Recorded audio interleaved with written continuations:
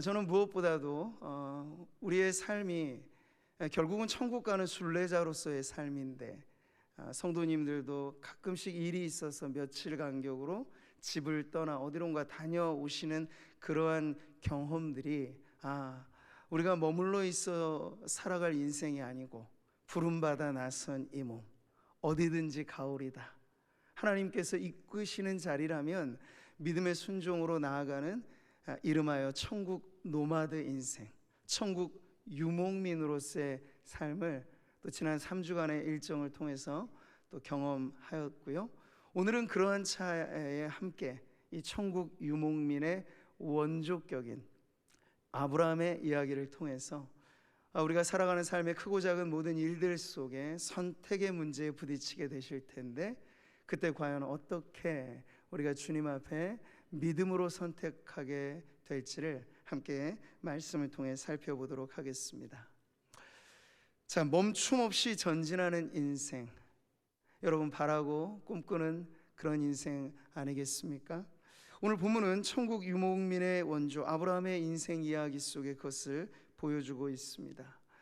우리가 사실 아브라함이 이 역사상의 그 이름을 알릴 때는 다른 이유 때문이 아니었습니다. 아브라함이 뭐 하는 사람이었는지, 뭐 얼마간의 재산이 있었던지, 그의 외모는 어땠든, 이게 다 이 세상이 사람을 알아주는 기준이잖아요. 그러나 성경에 아브라함이 등장하게 될 때는 하나님이 그를 부르셔서 부름받아 나선 이 몸으로 하나님의 영광스러운 부름에 응답할 때부터 이제 아브라함은 역사상에 지워지지 않는 빛난 이름이 되었던 것이죠. 12장의 창세기 12장에 보면 이 말씀이 그렇게 나옵니다. 다 같이 보겠습니다. 너는 너의 고향과 친척과 아버지의 집을 떠나 내가 내게 보여줄 땅으로 가라. 아멘. 아브라함은 이와 같은 하나님의 부르심에 따라 정착민으로서 정주에 있었던 인생을 이제 옮겨서 이주민의 삶을 선택함으로써 낯설고 힘든 이 모험을 감행하게 되었던 것이죠. 자, 그렇지만 여러분, 정처 없이 떠돌아다니는 방랑자와 비교할 수는 없습니다. 왜냐하면 아브라함에게는 어디로 갈지 몰라 방황하는 발걸음이 아니고, 어딘지는 모르지만 하나님께서 말씀하셨기 때문에 반드시 가야 할 인생의 목적과 방향이 선명했기 때문입니다. 그러니까 목적으로 이끌림을 받는 삶을 살아갔던 것이죠. 근데 그랬을 때 여러분, 아브라함이, 여러분 생각해 보십시오. 내일 당장 이사를 계획하는데 어디로 가야 될지에 대한 자리가 정해져 있지 않고 짐은 다 쌓아놓으신 상태라면 이거 얼마나 막막하겠습니까? 근데 아브라함은 여러분 걱정하지 않고 짐을 꾸렸어요. 왜냐하면 아브라함을 인도하셨던 하나님의 말씀이 있었기 때문입니다. 하나님의 말씀이죠. 이 말씀이 없었다면 아브라함도 여느 다른 사람과 크게 다를 바 없었을 거예요. 잘 먹고 잘 사는 것이 인생의 목표가 되었고, 세상의 성공에 내가 조금 더 앞자리에 서려고 애를 쓰며 발버둥 치는 것이 아마 그의 삶이었을 것입니다. 그러나 하나님이 말씀하사 그를 도전하심으로부터 시작해서 아브라함은 남다른 인생의 여정을 시작하게 된 것이죠. 자, 이렇게 새롭게 인생의 경로가 설정되었을 때 아브라함은 이제 남다른 행보를 보입니다. 그 아브라함의 남다른 행보 속에는 뚜렷한 흔적이 남았습니다. 이름하여 제단의 흔적이 말이죠. 성경의 두 구절을 한번 보시면요, 여호와께 그가 그곳에서 제단을 쌓고, 이어서 봅니다. 그가 그곳에서 여호와께 제단을 쌓고 뭘 쌓아요? 자신의 이름의 금자탑을, 성공의 금자탑을 쌓는 게 아니고 제단을 쌓습니다. 제단을 쌓는다는 건 그 당시로서는 하나님을 예배한다는 것이죠.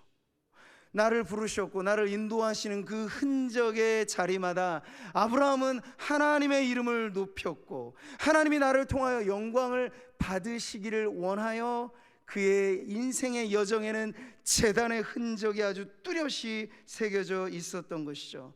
사랑하는 성도 여러분, 예배는 하나님의 부르심에 대한 응답입니다. 아주 절절하고 간절한 응답입니다. 오늘 이 한 번의 예배가 우리의 생애에 두 번 다시 오지 않는 단 한 번의 예배라고 생각하신다면 지울 수 없는 흔적이 오늘 우리들에게도 있어지기를 바랍니다. 하나님이 나를 부르셨기에 오 주여 내가 여기 있습니다. 나를 부르신 자리에서, 나를 보내시는 곳에서 내가 주의 영광을 위하여 제단을 쌓듯 하나님 당신께 온 마음 다해 온몸 다해 예배 드리겠습니다.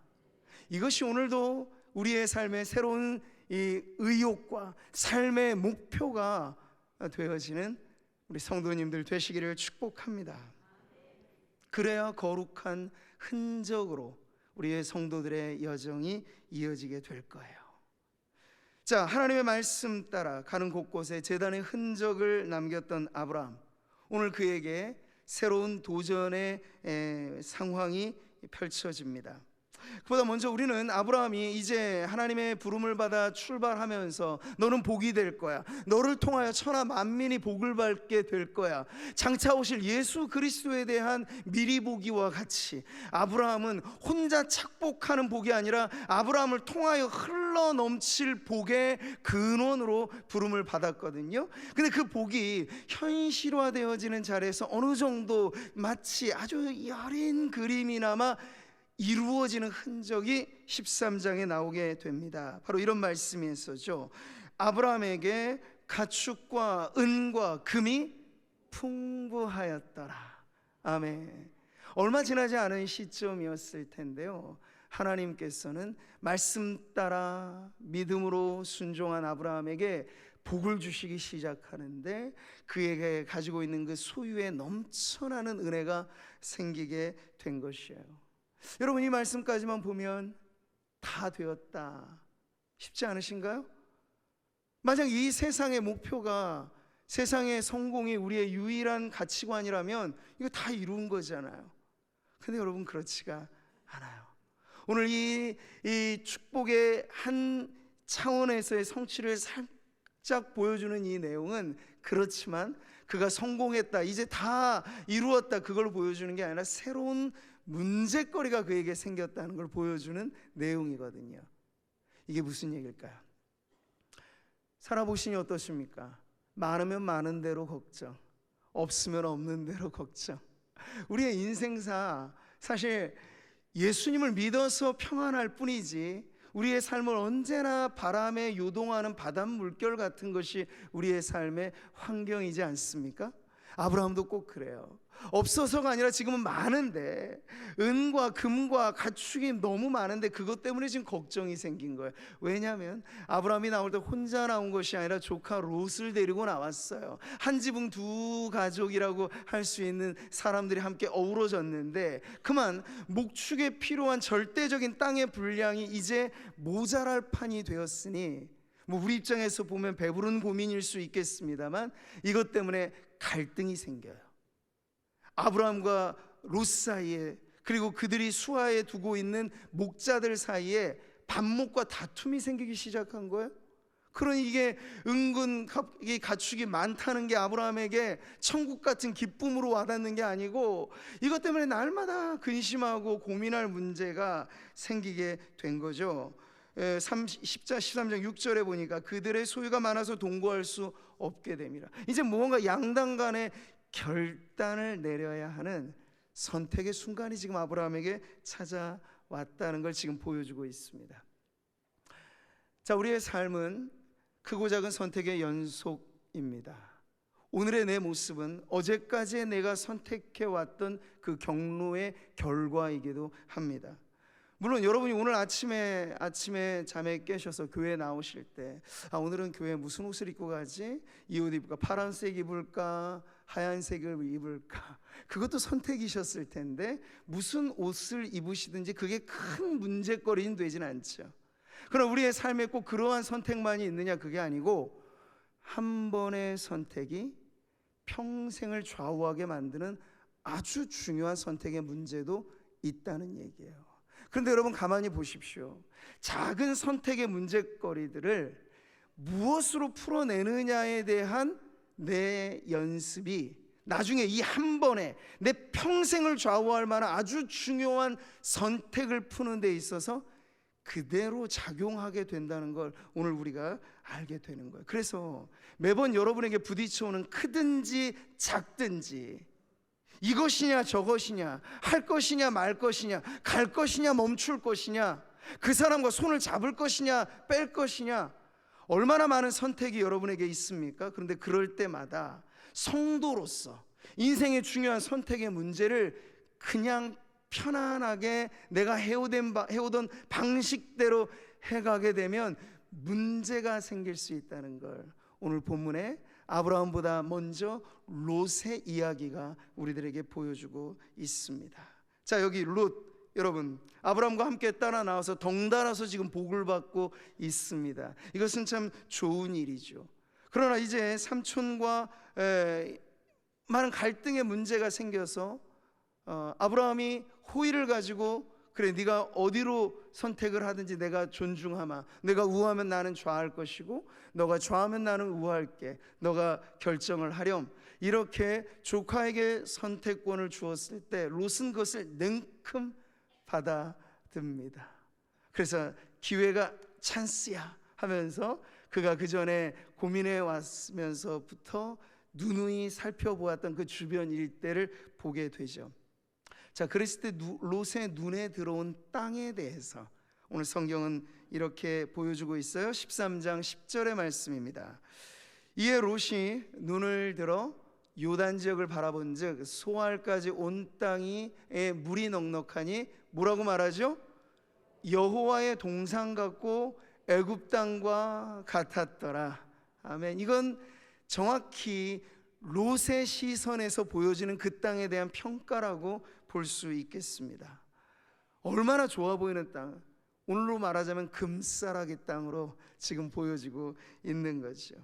자, 그러면서 롯은 자신의 눈에 보기에 좋은 땅, 아마 롯도 주변 사람들의 정보를 끌어다가 이 투자할 지역을 찾았겠죠. 이 세상의 좋은 정보를 다 수집해서 자신이 종합 판단하던 자신의 판단력, 이 모든 것들이 지금 작용하고 있었을 것이요. 그러나 아무리 여러 가지를 많이 붙여놓아도 그것은 하나로 귀결됩니다. 롯의 선택의 기준을 말하는 것인데 그것은 지극히 인간적인 기준이었다는 거예요. 어떤 기준이라고요? 인간적인 기준. 아니 목사님, 사람이 사람으로 선택하는 게 다 인간적인 기준이지 뭐겠습니까? 근데 그렇게 말씀하시면 성도로서 살아가시는 삶에 뭔가 구별됨이 있다는 걸 잘 모르시는 거예요. 물론 맞죠. 우리도 성도이면서 눈으로도 보고 판단도 하고 예측도 하고 다 합니다. 그러나 그게 만약 전부라면 문제가 있겠죠. 지금 롯에게는 바로 그런 문제가 생기게 된 것이에요. 인간적으로 봤을 때 아마 그 당시에 롯의 선택을 누구도 뭐라 하지 않았을 거예요. 아마 잘하였다고 칭찬해 줬을지 모르죠. 손해보는 장사 안 한다, 이게 롯과 같은 사람의 신조였을 텐데 그는 지금 손해보는 장사는 안 한 것 같아요. 유분리로 정확하게 구분해 보니까 아주 유리한 선택을 한 것 같아요. 자, 그런데 여기서 잠깐, 오늘 성경은요, 그런 롯의 선택이 과연 옳았을지 그 당시로서는 모르지만 마치 괄호에 묶여있는 내용인 것처럼 롯의 시선에는 보이지 않는 그 땅에 대한 하나님의 시선, 하나님의 평가에 대해서 이렇게 말씀하고 있습니다. 13장 10절이죠. 같이 봅니다. 여호와께서 소돔과 고모라를 멸하시기 전이었으므로. 아멘. 이건 지금 괄호에 묶인 내용이에요.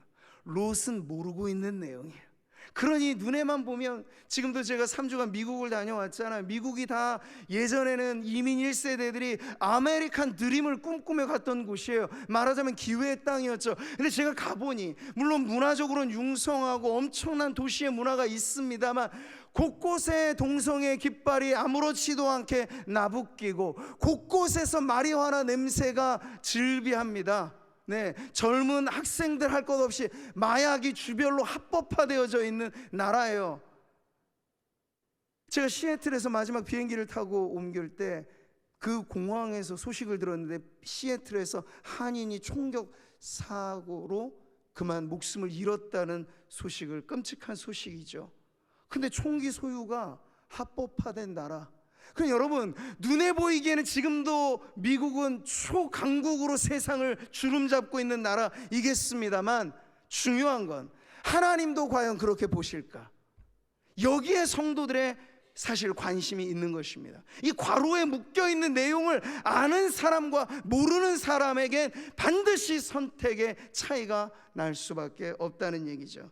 자, 그럼에도 불구하고 롯은 이 괄호 묶음을 몰랐기 때문에, 그렇지, 이제 삼촌이 나한테 양보한 기회를 내가 얻었으니 그래, 아브라함 삼촌, 내가 잘 성공해서 삼촌 목까지 내가 행복하게 살게요, 아마 그렇게 하고 지금 콧노래를 부르며 가고 있는 모습, 12절에 그렇게 나와 있죠. 롯은 그 지역의 도시들에 머무르며 그 장막을 옮겨 어디까지요? 소돔까지 이르렀더라. 아멘. 그 지점에 이르러서 아마 롯은 이 정도면 됐어. 만약 어떤 사람들이 뭐 예전에, 지금 모르겠습니다만, 강남의 타워 팰리스에 입성했다고 하면 얼마나 뿌듯하겠어요. 그래, 내 인생아, 이제 나는 소위 성공한 인생이 되었구나. 아마 롯이 그 당시로선 초인류의 도시였던 소돔에 정착하면서 그 자부심이 얼마나 뿌듯했을지. 그러나 여기서도 성경은 그 롯이 이제 정착하기 시작한 그 땅이 어떤 땅인지를 이렇게 미리 알려주고 있어요. 소돔 사람은 여호와 앞에 악하며 큰 죄인이었더라. 지금 죄인들의 소굴에 들어간 거예요. 그것도 모르고 지금 롯은 즐겨라, 마셔라, 부어라 뭐 하면서 마치 파티를 연일하면서 죽어가는지도 모르는 탕자처럼 그렇게 지금 살아가고 있는 모습을 보여주죠. 자, 그랬더니 여러분, 오늘 우리가 살펴보지는 않았습니다만 바로 다음 장에 가보니까 롯이 말이에요, 그 당시에 전쟁에 포로로 끌려가서 아브라함이 간신히 구출해내지 않으면 포로로 죽어버릴 수밖에 없는 비참한 인생이 돼버려요. 뿐만 아닙니다. 지금 이 13장에서 미리 보여주셨던 하나님의 경고가 창세기 18장에 가면 이루어지죠. 하나님께서 불심판으로 이 소돔과 고모라를 쑥대밭이 되게 하실 때 어느 것 하나 건지지 못하고 간신히 불 가운데 목숨 하나 부지하며 나왔던 인생이 바로 롯이었어요. 그러니 여러분, 우리가 여기서 분명한 교훈을 얻게 되죠. 롯은 반면교사입니다만 우리가 이것을 통해서도 분명히 얻게 되어지는 것이 있어요. 무언가 선택의 문제에 서 있을 때 여러분의 두뇌와 여러분의 감각과 여러분의 경험만 신뢰하고 의지한 채 하나님의 말씀에 묶어놓으신 이게 뭡니까? 하나님의 시선, 하나님의 기준, 하나님이 좋다, 하나님이 나쁘다. 사람들은 동성애니 뭐니 이걸 다 사람의 기준에서 좋다 말하죠. 그러나 하나님은 죄라고 말씀하세요. 근데 그 죄인 줄 모르고 그 일을 계속하다 보면 결국에는 하나님의 진노와 심판을 면할 수 없습니다. 선택에는 책임이 따르니까요. 기억하십시오.